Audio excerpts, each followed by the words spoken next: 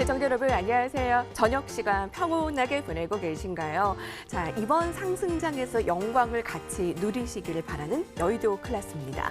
부침이 있고 또 하락과 상승을 반복한 오늘 옵션 만기일 무사히 지나간 편이었습니다. 종가상 봤을 때 9일 연속의 상승 마감인데 특히 오늘 눈에 띄는 건 기관의 매수세였죠. 1,000억 원 넘게 대규모로 순매수 전환한 건 기관이 12거래일 만입니다. 코스닥 어제 하락을 또 만회하려는 움직임이네요. 854포인트로 1% 이상 상승했습니다.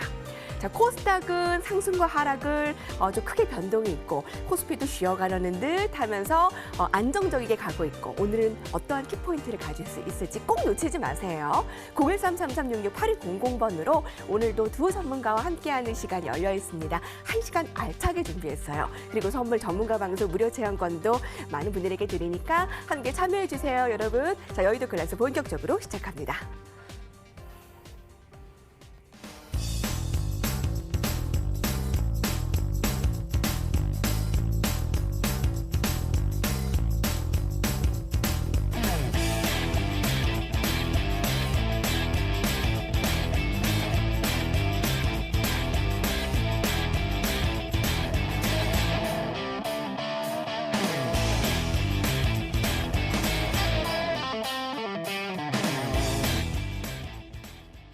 예, 여의도 클래스의 주인공을 소개합니다. 오늘은 여러분들이 가장 좋아하시는 두 분의 콤비세요.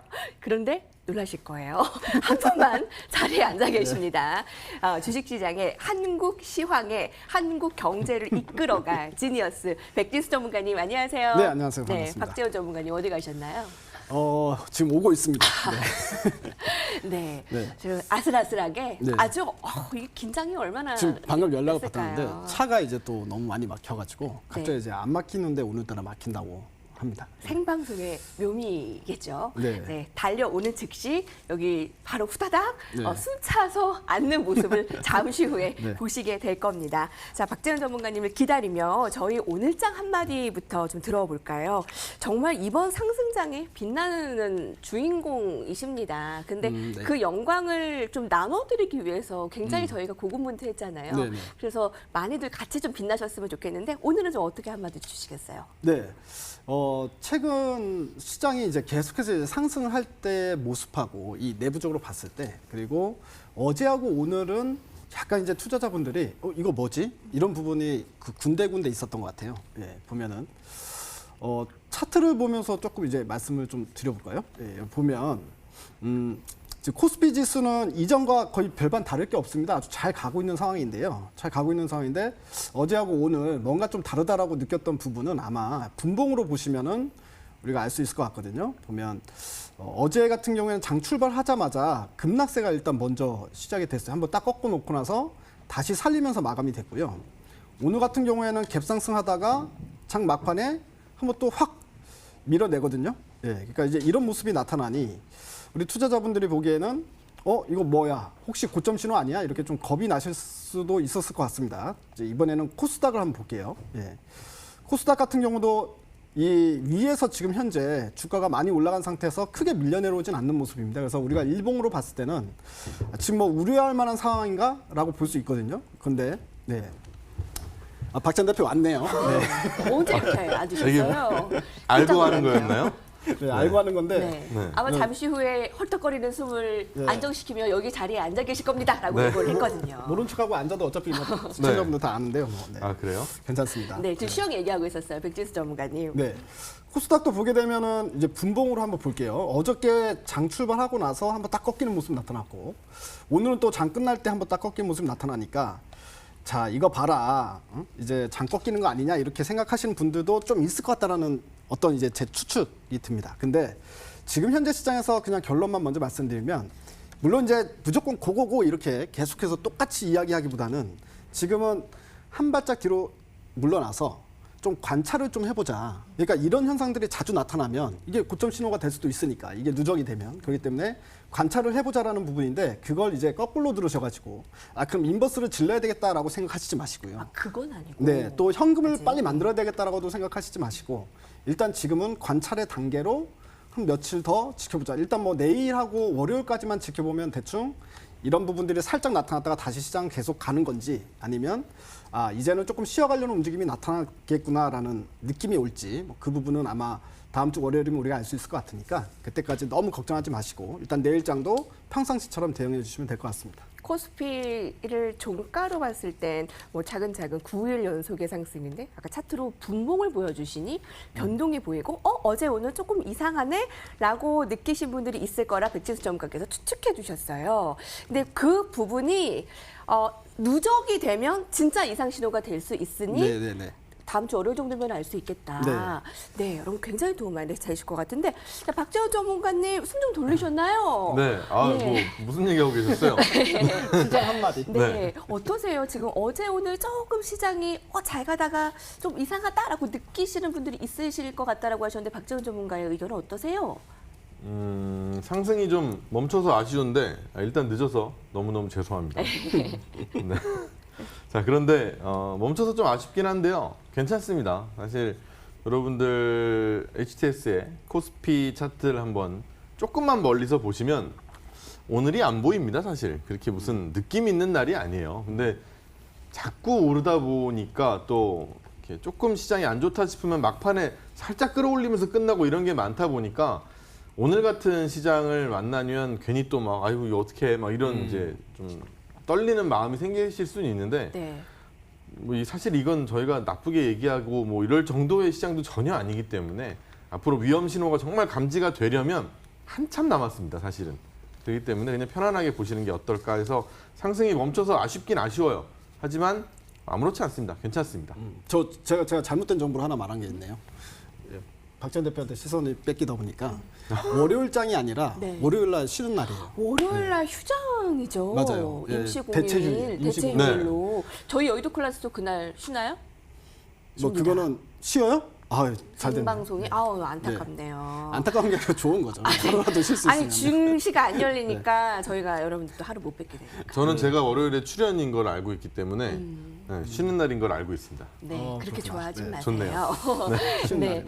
아쉽기는 하지만 상승장이 멈추는 걸 큰 의미를 부여하지는 않는 두 분입니다. 자, 이제 내일까지 시장이 열리면 토, 일, 월.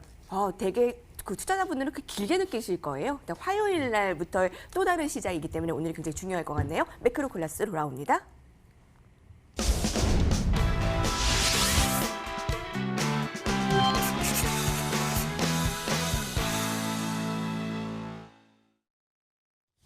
매크로 클래스 시작하면서 참여 방법 같이 공유할게요. 013-3366-8100번으로 저희 브레인 박재원 전문가, 지니어스 백진수 전문가, 우리 주식시장, 경제시장을 이끌어갈 젊은 피 두 전문가에게 소통하고 싶은 이야기, 궁금한 사항들 많은데 보내주십시오. 관전평 보내주시는 분께 저희 전문가 방송 무료 체험권도 마구 드리겠습니다. 자, 매크로 클래스. 이 주제를 기다리고 또 기다렸어요. 왜냐면 이거에 대한 영향 그리고 앞으로의 예상 너무나 궁금하시죠? 아마 여러분들께서 귀가 쏠깃하실 오늘 주제를 준비했습니다. 백진수 전문가님께서 준비하셨어요. 네. 오늘의 주제를 공개합니다. 네, 동학개미의 힘을 보여줬던 게 공매도 금지의 영향도 있지 않겠느냐라고도 말씀을 하세요. 근데 이제 공매도 금지가 풀리는 게 공매도 거래 재개가 한 달여 앞으로 다가왔습니다. 자, 금지가 이제 풀리게 될까? 아니면 금지 연장이 될 것인가? 그거에 대해서 토론회가 개최되면서 지금 금융투자업계 안팎에 뜨거운 관심이 모아지고 있어요. 네. 어떻게 될 것으로 보십니까? 일단 결론부터 말씀드리면 제 이제 개인적인 생각은 지금 막 열심히 토론을 하고 있지 아직 결정이 된 거 아니지 않습니까? 결정이 아직 안 났죠. 예. 근데 이제 우리 개인 투자들이 되게 관심이 많으시더라고요. 특히나 이제 날짜가 다가오니까 한 달 앞으로 나오니까 공매도 금지 연장되나요, 안 되나요? 이런 질문 되게 많이 받는데 저는 이제 정책 당국자가 아니기 때문에 제가 결정 권한이 있는 게 아니라서 제가 뭐 어떻게 됩니다 이렇게 말씀드릴 수는 없지만 추정을 해보면 한 번 더 연장이 될 것 같아요. 최소한 3개월 또는 이제 길면 6개월까지 연장이 될 것 같습니다. 이유는 공론화가 일어나고 있다는 것 자체가 연장의 가능성이 저는 크다고 봐요. 예를 들어서 만약에 9월 16일 날 연장을 안 시키고 공매도를 그냥 해제를 한다. 공매도 제한했던 걸 해제한다라고 할 경우에는 공론화를 시키지 않았을 거예요. 왜냐하면 정치적인 부담감이 너무 크거든요. 그러니까 대한민국의 지금 현재 주식 투자자가 이전보다 훨씬 더 많아졌다는 이야기는 그만큼 이 주식 투자자 인구에 대해서 이 뭐 국회의원이 됐든 아니면 정부가 됐든 아니면 당국자가 됐든 무시할 수 없는 수준의 숫자가 돼버린 거잖아요. 그러니까 뭐 그래서 실질적으로 주식 투자하던 인구가 뭐 4,500만 명이었다면 지금은 일단 1,000만 명이 훨씬 넘어가기 때문에 계좌를 튼 건 3,300개의 계좌가 3,300만 개의 계좌가 나왔다고 그러거든요. 뭐 이제 예를 들어서 우리나라의 어떻게 보면 계좌 수만 놓고 보면 이거 인구 수랑 대비를 해보면 이제 미성년자들 빼고는 거의 대부분 다 계좌를 가지고 있다라고도 얘기할 수 있기 때문에 이게 국민과의 어떤 대화가 돼버린 형태로 사이즈가 커졌다.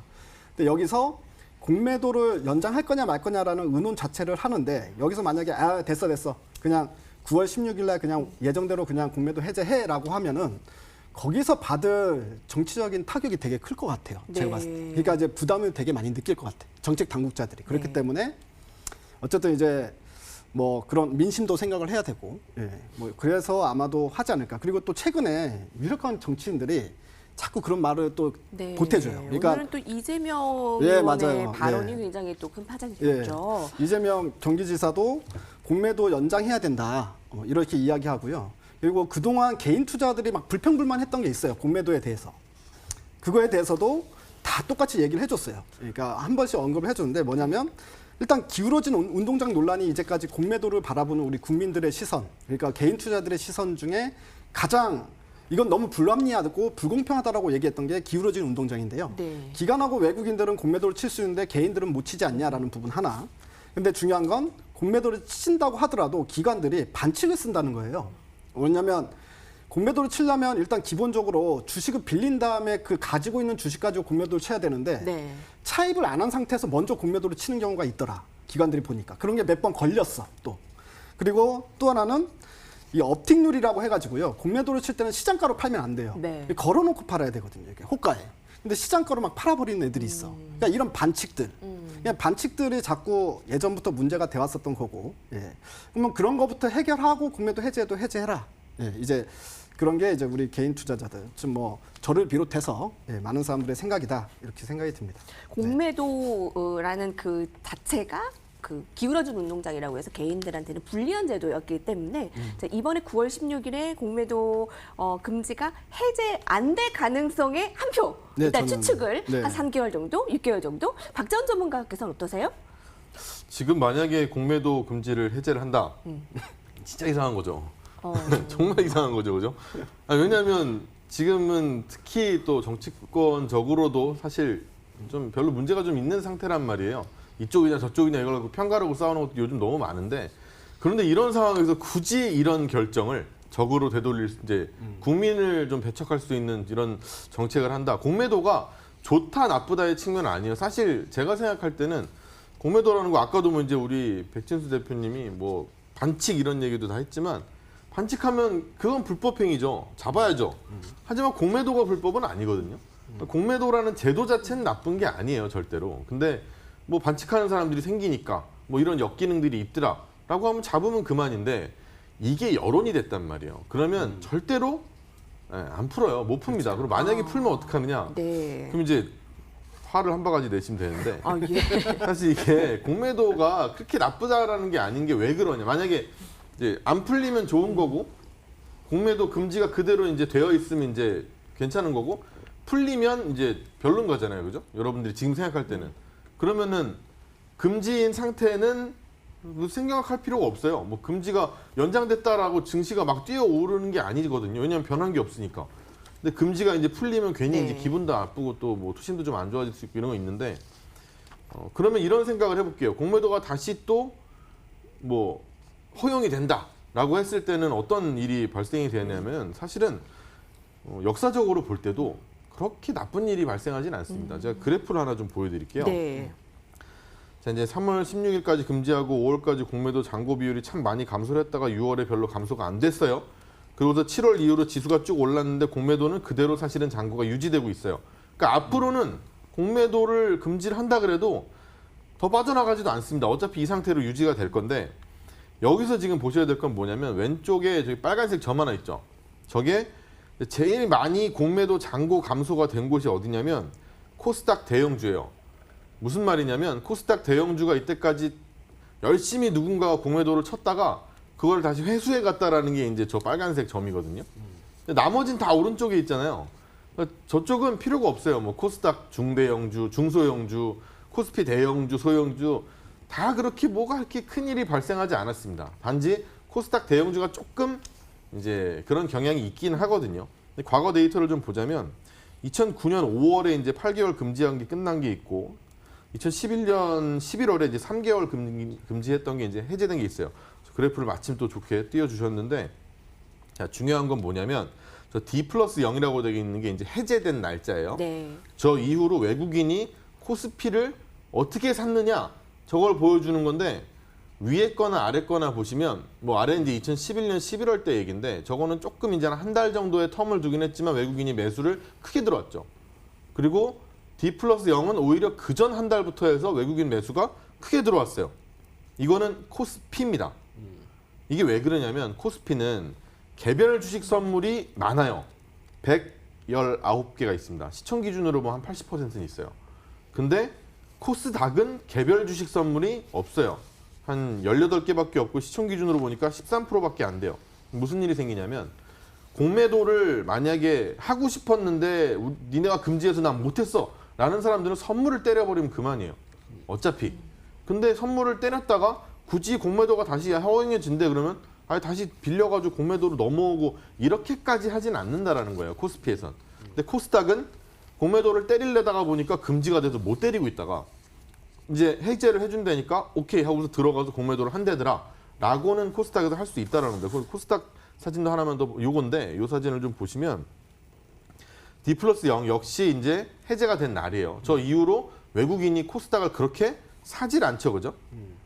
사실은 이게 두 가지를 좀 비교를 해봤을더라도 코스닥 중에서 대형주 몇 개를 빼고서는 사실 그렇게 시장에 주는 영향이 많지가 않습니다. 그래서 우리가 지금 앞으로 좀 대응을 할 때도 네. 조금 더 좀 겸허하게 그냥 이렇게 받아들이고 이런 자세도 충분히 필요하다고 생각하는 게 일단 시장에 별 문제가 없다라는 거거든요. 그러면 우리가 어떻게 할 것이냐? 야, 그럼 내일 이제 공매도가 정말 이제 다시 금지된 게 풀린대 네. 라고 하면 주식을 오늘 다 팔 거예요? 그럴 것도 아니잖아요. 그죠? 그러니까 그냥 이대로 지나가셔도 사실은 상관없습니다. 거의 모르고 지나가실 거고 그리고 이제 뭐 제 생각이 이러라면 이제 사실 공매도는 풀면 안 되죠. 그죠? 네, 여전히 금지가 네. 될 것 같아요. 아직은. 네. 여론상 그렇습니다. 9월 16일에 공매도 금지 풀리는 것에 대해서 진짜 이루어진다면 이렇게 공론화가 되지도 않았을 것이다. 공론화가 된다라는 것 자체가 아무래도 연장을 위한 그런 수단이 아닐까라는 의견을 주셨는데. 근데 이렇게 네. 주식시장에서 시장을 보시다 보면 사실은 좀 전에 뭐 여러 가지 이제 저희가 와서 나와서 분석을 할 때도 이러쿵저러쿵 말이 많잖아요, 그죠? 그럼 막 그래프도 보여주고 막 그런단 말이에요. 근데 결국은 좀 전에 이렇게 우리 백진수 대표님이 얘기를 하신 것처럼 뭔가 지금 정치권에서 이걸 하기에는 부담이 된다라고 네. 하는 것도 여러분들이 되게 잘 생각할 줄 아시면 좋아요. 이게 갑자기 듣다 보니까 아 그래 저런 거를 여러분들이 아시면 정말 좋겠다라는 생각이 드는 게 그냥 이치에 말이 안 되는 거 있잖아요. 지금 아 저거는 물론 이제 해도 되지만 저 사람들이 너무 부담스러울 것 같고 막 여론이 들고 일어날 것 같아. 그런 건 안 합니다 원래. 그걸 그런 굳이 거는 좀 생각하시면서 부담을 하시면 좋을 것 안고. 같아요. 좋은 가르침이었던 것 같아요. 네. 근데 그 공매도 금지가 네. 정말 주식시장에서 능사인가? 나는 기사를 보게 됐는데요. 그 공매도를 이제 네. 그 계속 지금 이제 금지를 시켜놓으면 외국인들의 매매가 좀 막히는 것이 아니냐? 저는 이제 이거에 대해서 궁금증이 생기는데 네. 증시가 한 번 더 큰 폭으로 뛰어기 위해서는 큰 자금력을 바탕으로 외국인 투자자가 귀환해야 한다는 의견이 많은데 외국인이 돌아오도록 하기 위해서는 공매도를 다시 재개해야 된다는 주장. 이건 무슨 얘기인가요? 그러니까 이제 뭐냐면 외국인들 같은 경우에는 우리나라만 공매도 제도가 있는 게 아니라 전 세계적으로 특히나 선진 시장에서는 다 공매도 제도가 있습니다. 그러니까 한마디로 두 가지 다 베팅을 할 수 있는 거거든요. 그러니까 우리가 이제 선물 시장에서만 하락 쪽으로 베팅할 수 있는 게 아니라 주식에서도 하락으로 얼마든지 베팅할 수 있습니다. 근데 외국인들 같은 경우에는 롱숏 펀드라고 해가지고요. 이런 게 되게 일상화돼 있단 말이에요. 근데 이제 우리나라에서 너무 오랫동안 공매도를 제한을 걸어놓으면 외국인들은 자기네들이 지금 원래 창과 방패를 가지고 싸우는데 방패를 하나 뺏어버리고 창만 가지고 노는 우리나라에서는 해. 비유가. 이게 이제 길어지면 길어질수록 외국인들 입장에서는 네. 뭐야 그러면 한국 시장은 내가 다른 나라 가면은 이 두 가지 다 무기를 쓸 수 있는데 한국에서 한 가지 무기만 사용하라고 하면 그러면 외국인이 떠날 것이다라고 얘기하는 건데요. 예. 그런 얘기군요. 그렇죠. 그런 얘기인데 근데 지금처럼 코로나 국면 때문에 공매도가 제한이 된 거잖아요. 그러니까 이게 이유가 있는 거지 않습니까? 그냥 공매도가 문제가 많으니까 또 개미들이 원성이 많으니까 공매도 하지 마 해가지고 그냥 막아놓은 게 아니라 사실은 이제 팬데믹 현상이 발생이 되면서 전 세계 금융시장이 완전히 폭락을 했었기 때문에 그렇기 때문에 그런 상황에서 일시적으로 공매도를 막아놓은 건 우리나라만 그렇게 하는 게 아니거든요. 그렇기 때문에 제가 봤을 때 외국인들의 핑계를 대면서 공매도를 빨리 풀어야 된다라고 하는 거는 그거는 이제 저는 좀 동의할 수 없다. 왜냐하면 지금 미국 같은 경우도 아직까지 코로나를 극복하지 못했거든요. 계속해서 코로나 확진자가 많이 늘어나고 있는 상황이기 때문에 그런 부분들을 봤을 때 그 외국인 투자들도 기본적으로 지금 어차피 유동성 효과 때문에 어차피 숏보다는 롱으로 포지션을 잡았을 때 수익이 더 나고 있는 상황이니까 그렇게 큰 불만은 없을 것이다라는 생각이 듭니다. 예. 지금 저희 제작진에서 함께한 시청자 질문 드리면 공매도가 갖는 순기능도 있을 것 같은데 박재원 전문가님 뭐 어떻게 보세요? 아까 창과 방패 중에 하나를 뺀 그게 되게 비유가 저는 마음에 딱딱 와닿는데 이거를 또 개인들에게도 주면 되지 않나요? 라는 또 의견도 있고 왜 외국인 여러분들이 기관에만 이렇게 주느냐. 공매도가 항상 나쁘다라고만 얘기할 건 아닌 게 좀 주식이 만약에 내가 갖고 있는 게 잘 가는데 누가 이제 공매도를 하는 바람에 잘 못 갔어. 그래서 내가 수익이 사실은 이만큼 나야 되는데 요만큼밖에 못 났어. 라고 하는 거는 사실은 뭐 공매도의 역기능이라고 할 수 있어요. 근데 잘 생각해 보시면 내가 공매도에 덕을 봤던 적도 분명히 있거든요. 내가 주식이 오르는데 누군가가 내 주식은 왜 저렇게 오르는지 몰라. 저만큼 오를 게 아닌데 너무 신나. 이런 날들이 있잖아요. 그러면은 잘 보시면 지금 이게 숏 커버가 들어왔다라는 얘기를 들어보신 적이 있을 거예요. 그러니까 우리도 수익을 내려고 이제 주식을 샀다가 안 되겠다 싶으면 손절하고 나가잖아요. 공매도도 똑같아요. 막 공매도를 했다가 이게 마이너스가 너무 커. 물론 이제 공매도라는 게 항상 수익을 내기 위한 수단은 아니거든요.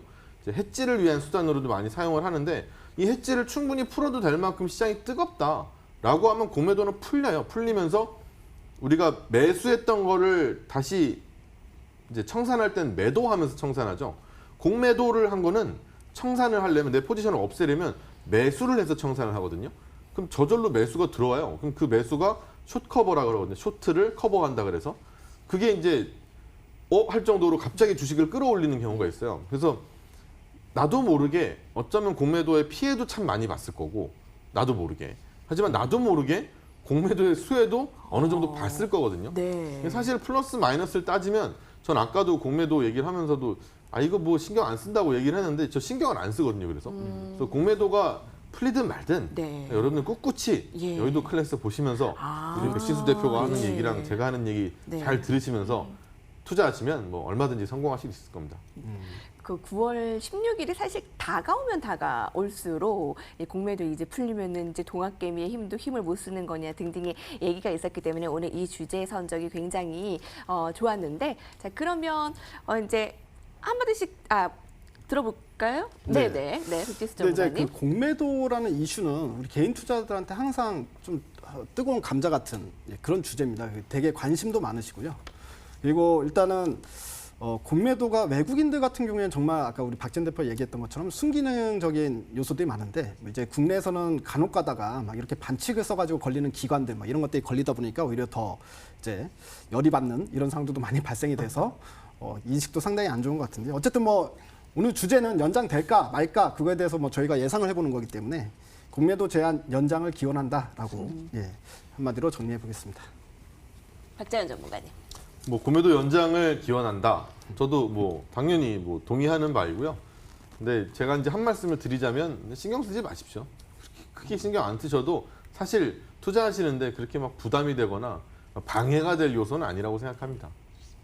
정보와 더불어 우리의 마음까지도 항상 보듬어주는 두 전문가의 오늘 매크로 클래스 주제 여기서 정리합니다. 트렌드 클래스로 넘어갈게요.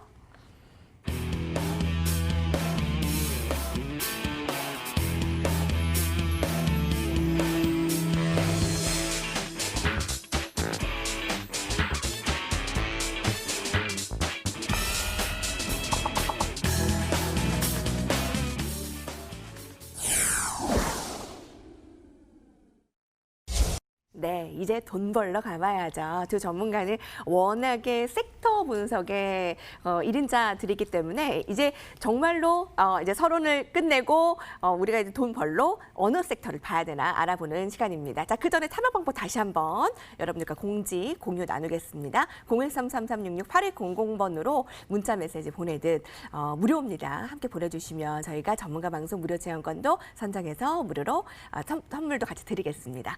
자, 오늘 라운드 2 주제를 같이 공개를 해볼까요?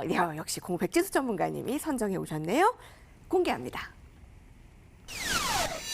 네, 어닝 시즌이 마무리가 됐습니다. 지금이라도 장바구니에 담을 종목은 어닝 시즌의 그 시간이 이번에는 막 그렇게 막 폭풍같이 지나간 건 아닌 것 같아요. 좀 잘 넘어간 것 같은데 네. 어떤 섹터가 가장 좀 빛을 발했다라고 볼 수 있을까요? 뭐 강했던 섹터는 아무래도 뭐 상반기 중에는 코로나가 지배했던 뭐 글로벌적으로 시장이었기 때문에 아무래도 이제 언택트 관련 종목들의 실적이 뭐 보든 안 보든 간에 잘 나올 수밖에 없었던 뭐 영향권에 있었다 이렇게 보여지고요. 예, 그리고 뭐 일단 뭐 보면은 실적 발표한 거 보면 실적이 아주 크게 증가한 종목들이 막 게임주에서 많이 나오더라고요. 확실히 이제 언택트 관련주들이다라고 볼 수가 있을 것 같고 하반기 죄송합니다. IT 쪽도 꽤 좋았어요. IT 쪽도 삼성전자도 예상보다 2분기 실적이 잘 나왔고요. 그리고 뭐 하이닉스나 아니면 삼성전자나 이제 글로벌 투자자들이 어느 정도 이제 뭐 증설을 크게 들어가진 않았는데 뭐 예를 들어서 뭐 LCD 라인을 뭐 OLED 라인으로 바꾸고 그 다음에 뭐 EUV 공정을 이제 미세 공정을 더 확대하고 뭐 이렇게 하면서 거기에 이제 들어가는 장비들이나 뭐 소재들이나 또 뭐 이번에 또 일본과 관련해 가지고 뭐 소재 국산화, 뭐 부품 국산화 뭐 여기에 해당되는 종목들 실적 좋은 종목들이 많이 나타났고요. 뭐 얼마 전에 이제 제가 이제 여기서 여의도 클래스에서 추천했던 심텍 같은 경우도 뭐 이 DDR5 관련주라고 해가지고 우리 그때 박지현 대표랑 또 그때 나와서 DDR5 이야기하면서 했던 종목도 실적 발표했는데 예상치보다 훨씬 잘 나왔었고, 그러니까 IT 종목들이 좀 실적이 괜찮았었다 뭐 이렇게 좀 보여집니다. 네, IT 아무래도 코로나 상황이었기 때문에 언택트 그리고 또 게임주들 이렇게 실적이 좀 돋보인 상황이 있었는데 오늘 라운드 2 어닝 시즌을 마무리하면서 박재원 전문가는 여기서 뭐 지금이라도 장바구니에 담을 종목은 이라는 주제를 물음표로 줬으니까 이거에 뭐 좀 답이 될 만한 정보들이 있을까요? 이제 좀 전에 우리 백진수 대표가 또 괜찮은 섹터들을 정리를 해줬으면 저는 암울한 섹터에서 딱 한 종목 실적이 잘 나온 애를 이제 하나를 소개를 좀 드릴게요. 네. 네, 대한항공이에요. 네, 아시다시피 이 항공사는 거의 지금 뭐 힘듭니다. 많이 힘들어요. 지금 뭐 다 매물로 나와야 되는 거 아니냐부터 뭐 도산 위기부터. 근데 이게 우리나라만이 문제가 아니고 그냥 생각해봐도 비행기 안 다니잖아요, 요새 그죠? 나도 비행기를 안 타는데 누가 탈까 싶으면 비행기 거의 안 다니거든요. 그럼 그 비행기를 그냥 주차를 해놓는 것만으로도 리스비 계속 나가지, 보관료 나가지, 수리비 나가지 영 힘든 게 아니란 말이에요. 근데 실적 흑자를 유지하는 유일한 항공사로 나온 게 바로 대한항공입니다. 되게 의외인데 코로나가 정점이죠, 2분기가. 이때 실적이 별도 기준으로 1,485억으로 영업이익이 흑자가 나왔는데 정말 웃긴 게 뭐냐면 지난 분기는 적자예요. 1분기에는 적자고 작년 2분기는 뭐 코로나고 뭐고 아무것도 없는데 적자예요. 근데 이번 2분기가 흑자입니다. 굉장히 일인가요? 특이하죠. 이게 왜 그랬냐면 화물 운송 때문에 그랬는데요. 전 세계 대한항공을 뺀 남은 모든 항공사들이 전부 거의 적자를 보고 있는데 영업 손실을 엄청 봅니다. 뭐 미국 항공사들도 엄청나게 보고 있고 일본 항공사들도 그렇던데 대한항공 같은 경우에는 화물 사업을 굉장히 잘해요. 다른 항공사들이 여객 사업을 치중한다 그러고 전부 다 이제 화물기를 여객기로 바꾸는데 화물기는 이제 화물만 싣는 거고 여객기는 안에 이제 그 좌석이 쫙 있죠, 그죠? 네, 그건데 그걸로 바꾼 거죠. 그렇게 했는데 대한항공은 이 화물기를 아직도 20대를 넘게 갖고 있는 유일한 항공사입니다. 그래서 매출 중에서 20%가 넘게 화물 쪽에서 계속 나오고 있고요. 이게 그래프를 하나만 좀 보면 항공화물 운임 지수인데 경제활동은 분명히 재개가 되고 있어요. 그런데 이게 사람들이 여객기가 다니질 않잖아요. 그러면 원래 이 화물이라는 게 화물기로도 옮기는데 여객기에도 실어서 옮기거든요. 그래서 그 화물 운임 중에 반은 여객기에서 나와요. 그러니까 우리가 어디 놀러 갈 때 그 짐칸에는 다른 화물들이 들어가 있는 거예요. 그래서 그게 절반이고 진짜 화물기로 화물만 움직이는 게 절반이에요. 사실 생각보다 여객기로 움직이는 게 되게 많거든요. 근데 여객기가 다 멈췄잖아요. 근데 화물기가 몇 개 없단 말이에요. 그러니까 대한항공이 엄청나게 수혜를 받는 거죠. 지금도 화물 운임 지수 보면 엄청 높아요. 굉장히 비쌉니다. 막 2배 이상도 올랐었고 다시 또 조금 뭐 한 7월, 6월에서 떨어졌었지만 8월 되면서 또 올라가가지고 굉장히 높아요. 그런데 왜 이렇게 대한항공만 살아남았느냐? 화물 운임 지수 상승이 공통된 현상이었다라는 거 그래프도 하나 좀 볼게요. 어차피 공통된 현상이었는데도 불구하고 다른 사람들은 화물기가 없거든요. 다른 회사들은 화물기가 없으니까 뭐 주문을 받을 수가 없는 거고 대한항공은 나한테 좀 나는 다 갖다 주니까 그리고 화물기도 많고 그러니까 꽉 채워서 계속 보내는 거죠. 그럼 어쩔 수 없이 이 영업이익 손실이나 이런 것들이 대한항공만 다르게 나타나는 거예요. 마지막 그래프 하나만 더 볼게요. 나머지들은 전년 대비해서 오히려 막 한 30에서 50%씩 적자가 계속 나옵니다. 근데 대한항공만 아시아권에서 운임이 오르면서 수익을 낸 그런 항공사가 된 거예요. 그래서 주요 경쟁사라고 할 수 있는 게 뭐 ANA도 있고 잘도 있고 캐세이 퍼시픽도 이런데 걔들은 지금 어떠냐? 뭐 항공사 다 뉴스를 보셨겠지만 재무 구조가 엉망이 됐습니다. 돈 빌리다 뭐 하다가 지금 계속 이제 운영비만 들어가고 수익이 안 나니까. 그래서 이게 언제 끝나냐 이러면서 목만 놓고 있는데 그럼 언젠간 끝나겠죠. 이런 사태가. 그럼 끝나고 나더라도 이게 재무 구조도 회복돼야 되고 뭐 이러려면 한참 걸리거든요. 그럼 투자의 입장에서 볼게요. 외국인이 투자를 하든 우리에서 투자를 하든 뭐 어쨌든 뭐 ANA 잘도 있고 다 있으니까 이 회사에 투자를 할 때 외국인들이 항공사에 뭐 이제는 좀 괜찮을 것 같아. 투자를 좀 해야겠어. 라고 하면 대한항공만 보이는 거죠. 그러니까 실적이 안 좋은 섹터도 있거든요. 아까 이제 우리 백진수 대표가 얘기를 해준 것처럼 좋은 섹터들도 분명히 있어서 거기는 묶어서 참 투자하기 좋은 곳도 많아요. 근데 섹터가 완전히 무너진 섹터들도 있거든요. 그 안에서 정말 전쟁통에 핀 한 줄기 꽃처럼 피는 애들이 있어요. 그런 것들도 한번 찾아보면 어떨까라는 생각이 들어서 아주 뭐 앞으로 대단한 흑자를 내면서 쭉 나아갈 것이냐 모르겠습니다. 그것까지는 모르겠지만 적어도 무너지지 않을 수 있을 정도의 체력은 확보되어 있다라는 것을 측면에서 볼 때는 사실 투자하기에는 그렇게 어렵지 않은 환경인 거죠. 이번 어닝 시즌에서 정말 의외의 종목이 마치 전쟁통에서 꽃 한 줄기 같은 종목이 있었네요. 여기서 한번 발굴을 박재훈 전문가께서 해주셨는데 역시 대한항공 브레인이라고 부르만 합니다.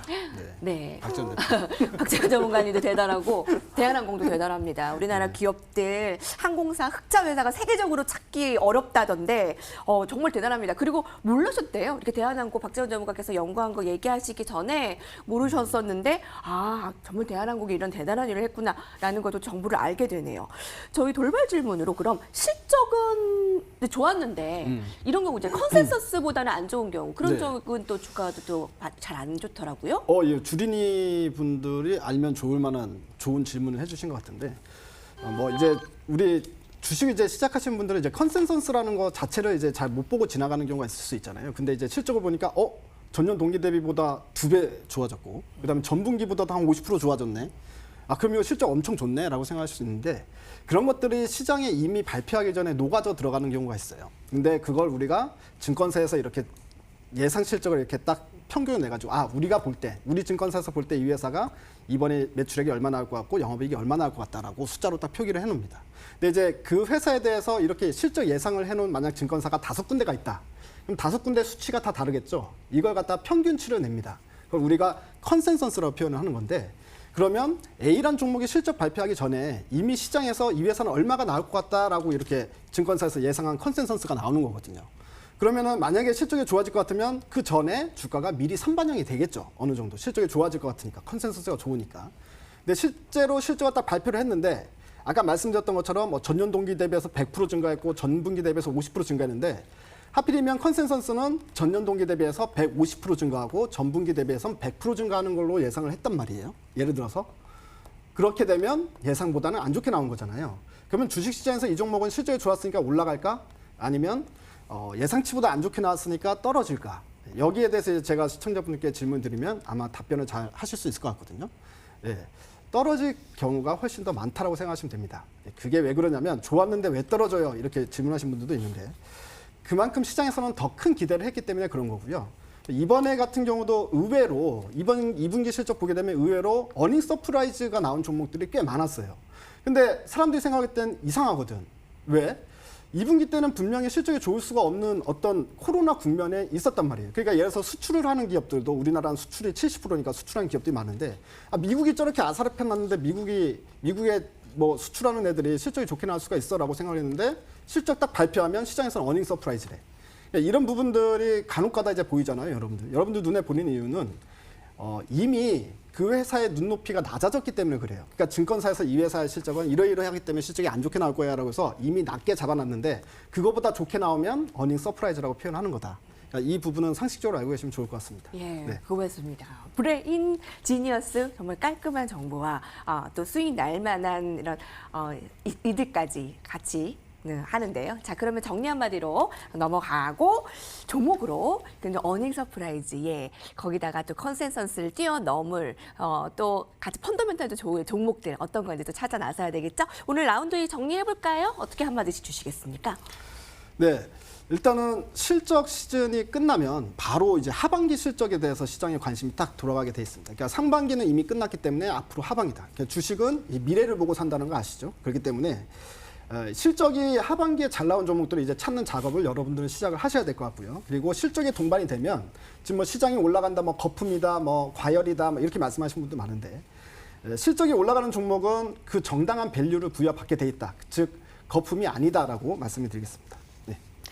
네, 박재현 전문가님. 네, 뭐 얘기를 뭐 다 해주셨는데 뭐 사실 실적이 나쁜 종목을 억지로 사는 사람은 없죠, 그죠? 근데 실적이 좋은 종목을 살려고 해야 되는데 안 보는 경우가 있어요. 이거를 나쁜 종목을 살려는 사람은 없지만 실적을 안 보고 샀다가 얘는 왜 이거밖에 못해라고 나중에 아는 경우가 굉장히 많거든요. 또 우리 백진수 대표님이 얘기를 하신 것처럼 항상 내 종목을 고를 때는 실적을 한 번씩은 체크를 좀 해보시고 매매를 하신 게 좋을 거고요. 뭐 결론적으로는 결국 실적이 좋은 종목이 시장이 이래 됐든 저래 됐든 피해를 일단 덜 줍니다. 그렇게 생각하시면 투자하시는 데는 좀 도움이 되지 않으실까 생각이 됩니다. 어닝 시즌 마무리, 여기서의 투자 포인트들 정리해 봤습니다. 라운드 2 정리합니다.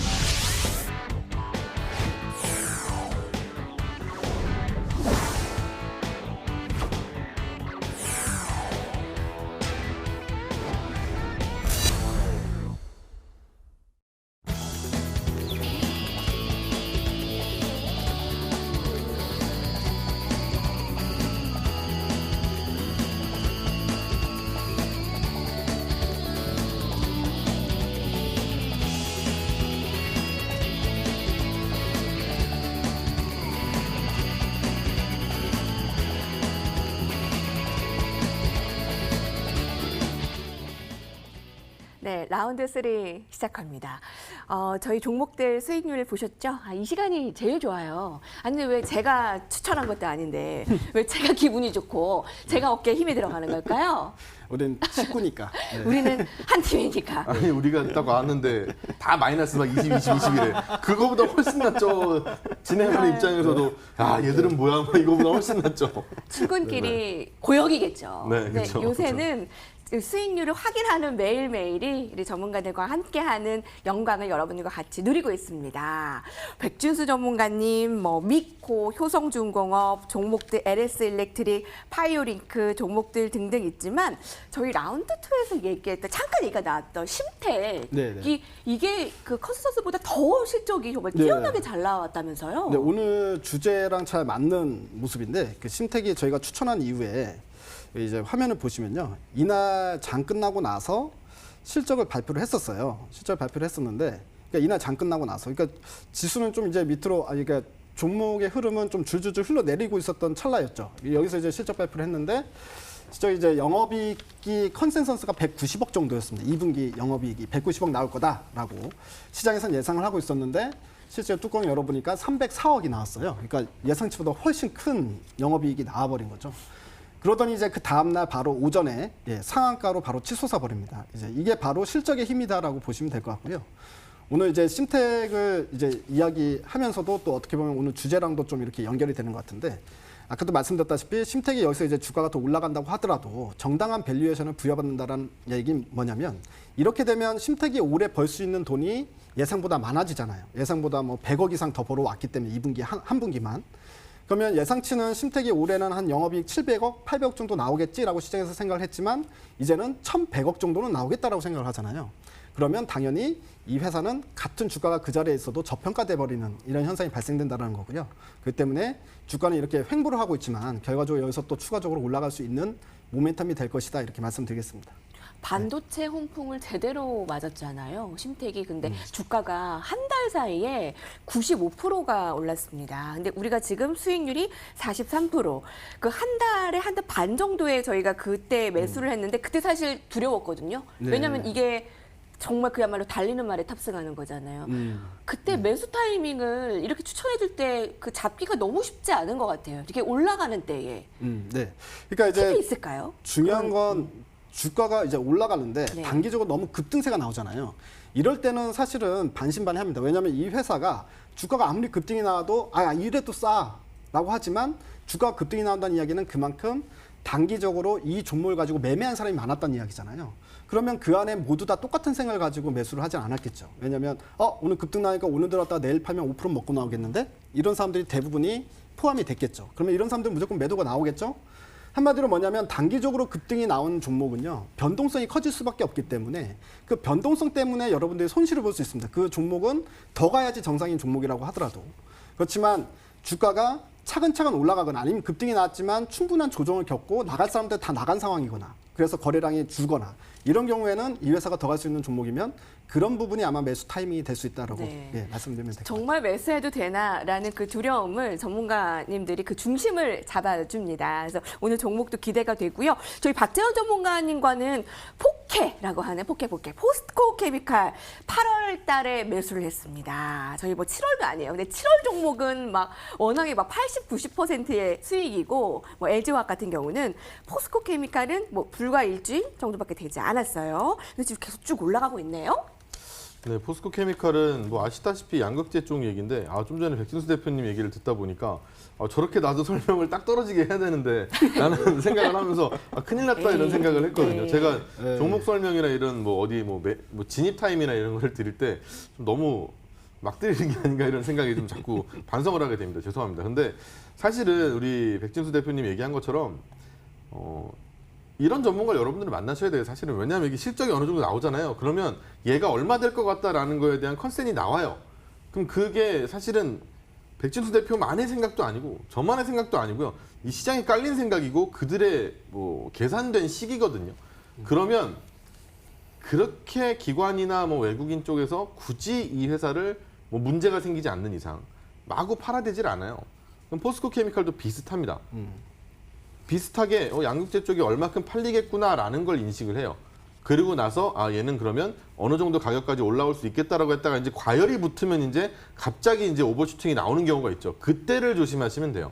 그건 조심하시되 사실 뭐 포스코 케미칼 같은 경우에는 점차 이제 늘어날 거거든요. 근데 역시나 보시다시피 과열 구간은 맞아요. 과열 구간은 맞습니다. 이럴 때는 급락하는 것만 좀 주의하시면서 뭐 아마도 보유를 하고 계실 것 같아서 급락은 주의하시면서 일단은 보유하시는 전략으로 하시면 어떨까 싶습니다. 네.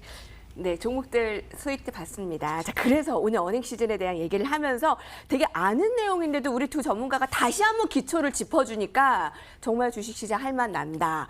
수익도 같이 누리고 있다라는 분들 감사합니다. 자, 오늘 라운드 2와 연관된 종목이라고요? 백진수 전문가님? 저 이제 그 항상 우리가 살펴보는 섹터 안에서 종목을 고르려고 노력을 하기 근데 때문에. 그것도 쉽지 않은데 이렇게도 고르기가 어려운데 또 이렇게 또 범위가 작아지잖아요. 네, 범위가 작아도 찾아보면 그런 다 주제를 있어요. 고르는 거죠. 네. 맞아. 그거는 하여튼 브레인이야. 네. 오늘 추천드린 종목 역시나 이제 실적이 좀 뛰어나게 나온 종목을 또 골라와봤는데요. 오스템 임플란트라는 종목입니다. 여러분들 다 아시죠? 임플란트. 예. 저도 최근에 그 치과 치료를 받고 있는데 제가 이 나이에 임플란트를 하게 될 줄 몰랐는데 이빨 하나는 임플란트 해야 된답니다. 예. 저는 이제 되게 슬픈 소식인데. 네.